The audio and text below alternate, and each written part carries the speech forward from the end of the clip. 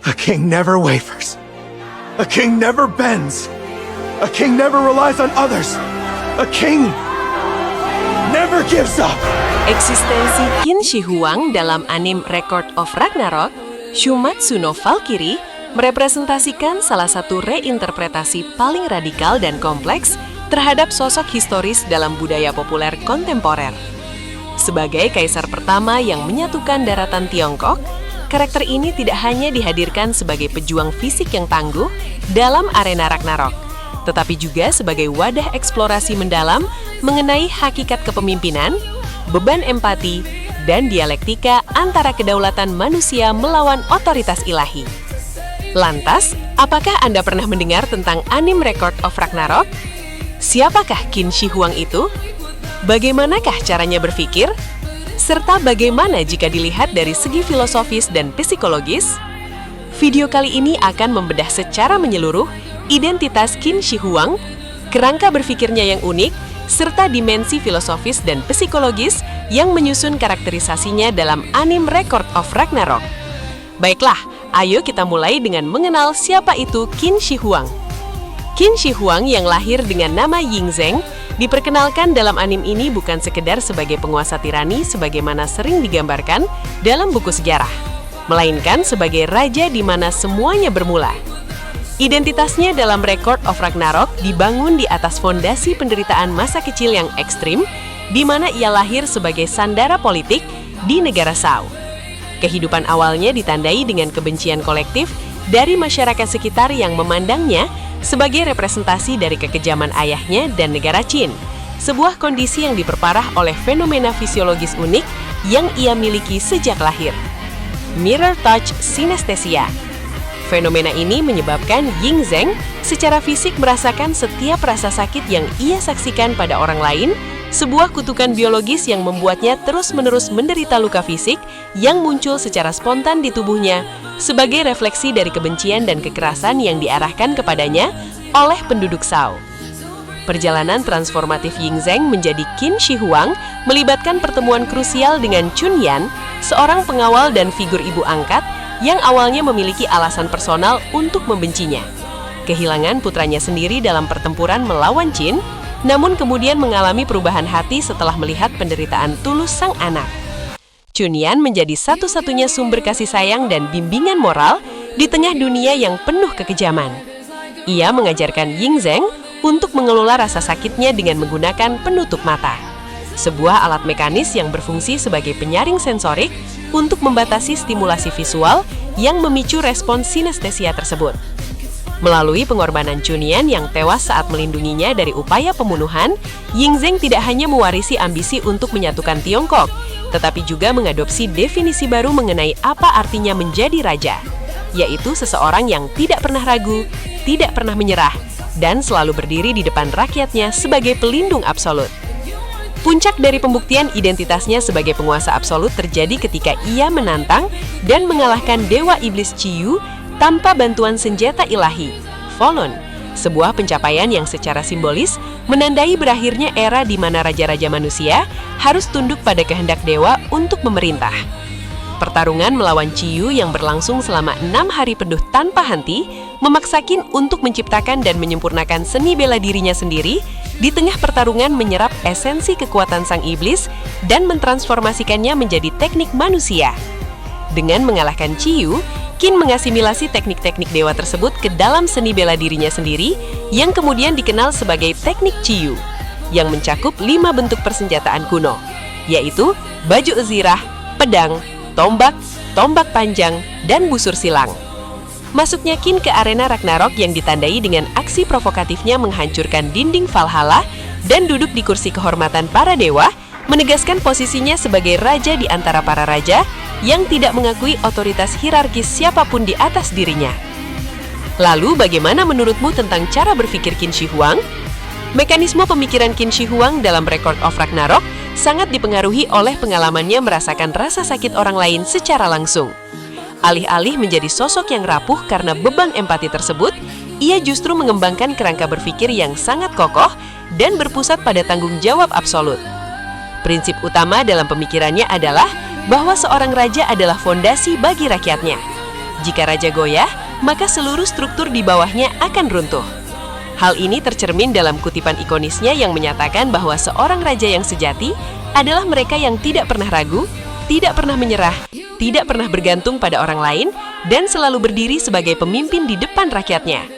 Pemikiran ini bukan lahir dari kesombongan kosong, melainkan dari pemahaman pragmatis bahwa stabilitas sebuah bangsa bergantung pada integritas psikologis pemimpinnya. Cara berpikirnya juga bersifat disruptif terhadap status quo diva. Dalam pertemuannya dengan para dewa, ia tidak menunjukkan rasa hormat atau ketakutan, melainkan memperlakukan dirinya sendiri sebagai pihak yang setara atau bahkan superior. Aris atau dewa-dewa lain yang mencoba menghalangi jalannya dibuang dengan mudah, menunjukkan bahwa dalam logikanya, jalan seorang raja dibuat oleh sang raja sendiri, bukan diberikan oleh takdir atau dewa. Ia sering menggunakan istilah how, baik, good, untuk merespons situasi yang merupakan manifestasi dari kontrol emosionalnya dan kepercayaan dirinya yang mutlak atas realitas yang ia hadapi. Baginya, setiap tantangan adalah bagian dari panggung kekuasaannya yang harus ia kuasai. Secara strategis, pemikirannya sangat adaptif dan berfokus pada efisiensi energi. Kemampuannya untuk melihat bintang-bintang pada lawan bukan sekedar anomali visual, melainkan alat analisis kognitifnya yang memungkinkannya mendeteksi fluktuasi ki atau energi vital lawan. Dengan meniupkan peluru udara yang mengenai titik ini tepat saat lawan akan menyerang, Qin menyebabkan fluktuasi pada energi tersebut, yang secara drastis mengurangi daya hancur asaran lawan. Inilah mengapa Hades yang memiliki kekuatan untuk menghancurkan bumi tampak lemah saat serangannya mendarat di tubuh Qin, karena esensi serangannya telah dikosongkan tepat sebelum kontak. Kepemimpinan Qin Shi Huang dalam narasi ini juga memiliki dimensi tanggung jawab kosmis. Berbeda dengan karakter Adam yang mencintai manusia sebagai anak-anaknya, Qin mencintai manusia sebagai subjek yang berada di bawah perlindungan hukum dan kekuasaannya. Ia merasa bahwa rasa sakit umat manusia adalah tanggung jawabnya untuk ditanggung. Sebuah ideologi yang menjadikannya antitesis dari para dewa yang memandang penderitaan manusia dengan acuh tak acuh. Pemikirannya menyatukan ego pribadi yang raksasa dengan altruisme yang sangat mendalam, menciptakan model kepemimpinan yang disebut sebagai kaisar pelindung. Ia percaya bahwa seorang raja harus menjadi yang pertama merasakan sakit dan yang terakhir menikmati kenyamanan. Sebuah filosofi yang ia terapkan secara harfiah melalui kondisi sinestesianya. Selanjutnya, bagaimana pandangan dari segi filosofis? Secara filosofis, karakter Qin Shi Huang merupakan personifikasi dari konsep-konsep sentral dalam kosmologi Tiongkok, khususnya mengenai Qi, energi vital, dan Wuxing, 5 elemen. Dalam narasi, kemampuan Qin untuk melihat bintang-bintang pada lawan bukan sekedar kekuatan super, melainkan representasi filosofis dari pemahaman mendalam tentang tatanan alam semesta dan bagaimana gangguan kecil pada harmoni energi dapat meruntuhkan kekuatan yang paling besar sekalipun. Hal ini mencerminkan pandangan Taoisme dan Konfusianisme tentang keterhubungan antara tubuh fisik dan energi kosmis, di mana kemenangan tidak dicapai melalui paksaan kasar, melainkan melalui penyesuaian diri terhadap aliran alami dunia. Filosofi kepemimpinannya juga beresonansi dengan dialektika antara awal dan akhir. Sebagaimana dinyatakan dalam dialognya, seorang raja adalah yang bangkit dari akhir, kehancuran, keputusasaan atau kematian, untuk membawa awal yang baru bagi rakyatnya. Ini adalah antitesis dari filosofi Hades yang mewakili akhir dalam pengertian absolut sebagai penguasa dunia bawah, Helheim. Hades bertarung berdasarkan kewajiban kepada masa lalu untuk membalas dendam Poseidon, sementara Qin bertarung berdasarkan janji untuk masa depan untuk menjadi raja yang terbaik bagi rakyatnya. Pertarungan mereka di round 7 adalah benturan antara filosofi hidup yang produktif dan regeneratif melawan filosofi kewajiban yang stagnan dan destruktif. Penggunaan 5 teknik Ciyu oleh Qin Shi Huang juga memiliki signifikansi filosofis yang mendalam, yang berkorelasi dengan elemen-elemen tradisional Tiongkok, yaitu kayu, Mu, diwakili oleh Mount Tai Dragon's Claw, melambangkan pertumbuhan, ekspansi, dan kemampuan untuk mencengkrang nasib dengan tangan sendiri. Api, Huo, diwakili oleh Heavenly Phoenix Embrace, melambangkan gairah, perubahan, dan kemampuan untuk memproses energi serangan lawan menjadi kekuatan defensif yang aktif. Air, Shui, diwakili oleh Drifting Tortoise, melambangkan aliran, kelembutan yang mengalahkan kekerasan, dan kemampuan untuk melemahkan kekuatan lawan melalui intervensi yang halus. Logam, Jin, diwakili oleh White Tiger Moonbow, melambangkan ketajaman, kekuatan penghancur dan ketegasan dalam mengeksekusi kehendak raja. Tanah, Tu, meskipun sering dikaitkan dengan pedang dalam bentuk akhirnya, merepresentasikan fondasi kedaulatan Qin yang tak tergoyahkan, di mana ia berdiri sebagai pusat dari segala sesuatu. Filosofi kedaulatan antroposentris Qin Shi Huang juga menonjol melalui penolakannya terhadap mandat ilahi. Dalam sejarah nyata, raja-raja sering mengklaim kekuasaan mereka sebagai pemberian dari langit, namun Qin dalam Record of Ragnarok memutarbalikan konsep ini dengan menyatakan bahwa dirinya sendirilah yang menentukan hukum dan kebenaran, bahkan di atas para dewa. Ini adalah bentuk eksistensialisme heroik, di mana manusia mengambil alih kendali atas takdir mereka sendiri, menolak untuk menjadi pion dalam permainan para dewa. Ia memandang dewa dan bukan sebagai entitas yang harus disembah, tetapi sebagai saingan yang harus dikalahkan, atau subjek yang harus diperintah jika mereka menghalangi jalan raja. Lanjut, bagaimana pandangan dari segi psikologis? Dari sudut pandang psikologis klinis, Qin Shi Huang adalah subjek penelitian yang luar biasa mengenai interaksi antara neurodivergensi sensorik dan perkembangan kepribadian yang tangguh.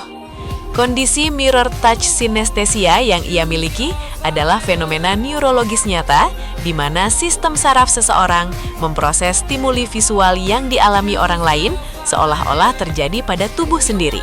Dalam kasus Qin, kondisi ini berada pada spektrum yang ekstrem, di mana ia tidak hanya merasakan sensasi sentuhan, tetapi juga trauma fisik yang nyata, seperti bekas luka dan rasa sakit yang melumpuhkan hanya dengan melihat orang lain terluka atau merasakan kebencian yang diarahkan padanya.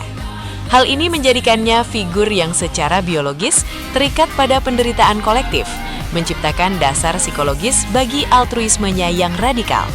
Namun, transformasi psikologis yang paling signifikan terjadi melalui proses yang disebut sebagai post-traumatic growth atau pertumbuhan pasca trauma. Alih-alih hancur karena kebencian penduduk Zhao, Yingzheng mengembangkan mekanisme coping yang luar biasa berkat intervensi Chunyan. Chunyan memberikan validasi emosional yang krusial, mengubah persepsi Yingzheng tentang dirinya dari seorang monster terkutuk menjadi seorang calon raja yang memiliki kapasitas unik untuk memahami rakyatnya. Penggunaan penutup mata oleh Qin secara psikologis melambangkan batas ego yang ia bangun. Ia memilih untuk membatasi empatinya agar tetap bisa berfungsi secara kognitif dan kepemimpinan. Namun ia tidak pernah benar-benar memutus koneksi emosionalnya dengan dunia. Analisis psikologis lebih lanjut menunjukkan adanya jejak grandios narsisisme yang bersifat fungsional atau adaptif. Qin menunjukkan kebutuhan yang sangat tinggi akan keagungan dan keyakinan mutlak pada keunggulannya sendiri. Namun dalam penelitian psikologi, dimensi tertentu dari narsisisme seperti otoritas dan kemandirian seringkali berkolerasi positif dengan resiliensi mental dan kemampuan untuk tetap tenang di bawah tekanan ekstrem. Narsisisme Qin bukan didorong oleh rasa tidak aman, narsisisme rentan, melainkan oleh integrasi identitas yang kuat sebagai pelindung umat manusia. Ia melihat dirinya bukan sekedar individu, tetapi sebagai institusi kekaisaran itu sendiri. Secara emosional, Qin Shi Huang juga menunjukkan apa yang disebut sebagai empati somatik yang melampaui empati kognitif biasa.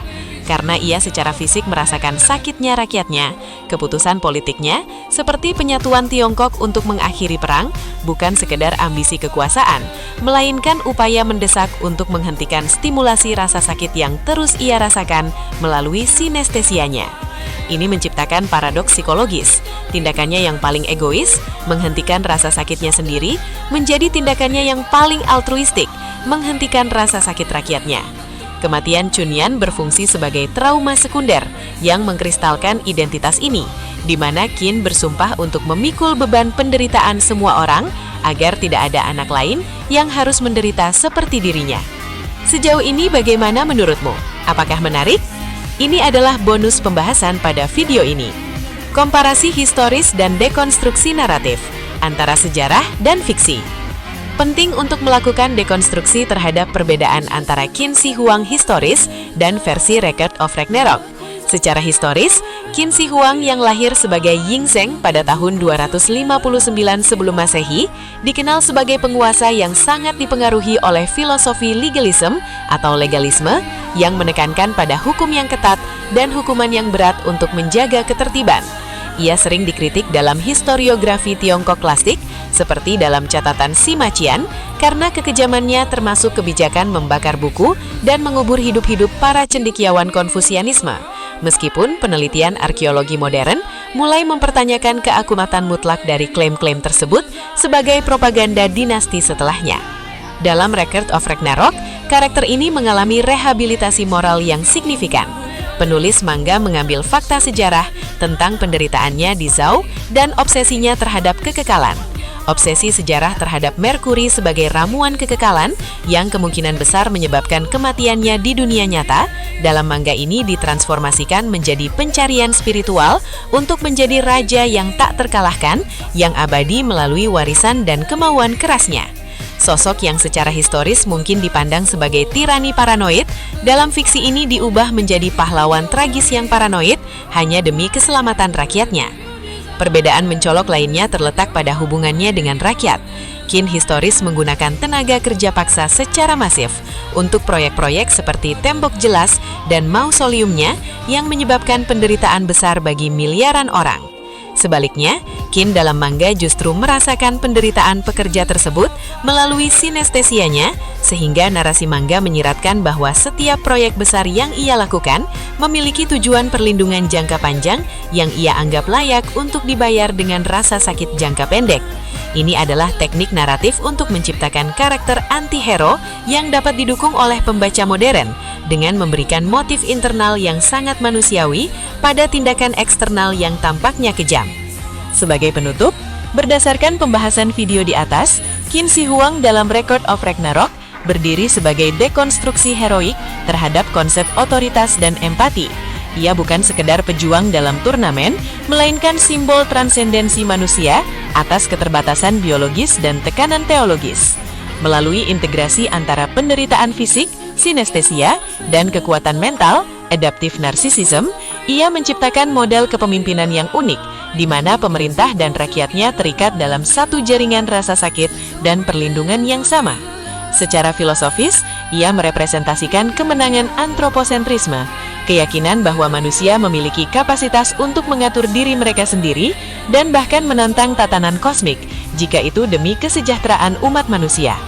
Dengan mengalahkan Hades, Qin tidak hanya memberikan kemenangan poin bagi manusia dalam Ragnarok, tetapi juga membuktikan secara ontologis bahwa Raja Manusia memiliki berat spiritual yang setara dengan dewa tertinggi.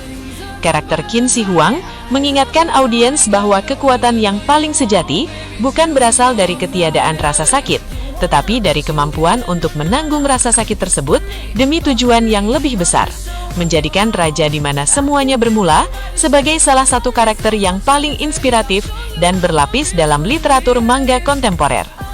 Eksistensi Qin Shi Huang akhirnya merangkum esensi dari perjuangan manusia di Ragnarok, yaitu sebuah penolakan untuk menyerah pada takdir yang ditentukan oleh pihak lain dan keberanian untuk memahat jalan sendiri di tengah kegelapan, dipandu oleh cahaya bintang-bintang batiniah dan janji-janji masa lalu yang tak terlupakan. Ia adalah kaisar yang tidak hanya memerintah tanah, tetapi juga memerintah rasa sakitnya sendiri, mengubah kutub menjadi senjata yang mampu menjatuhkan tahta langit.